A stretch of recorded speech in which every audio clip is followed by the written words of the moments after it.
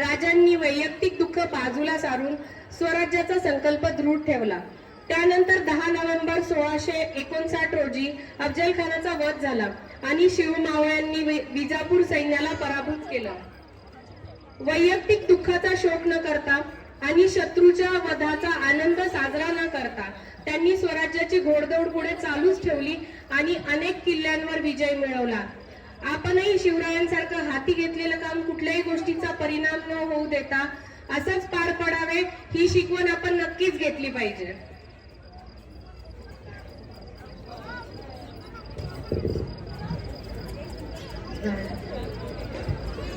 यापुढे यानंतर आपल्यापुढे एक गाणं सादर होत आहे.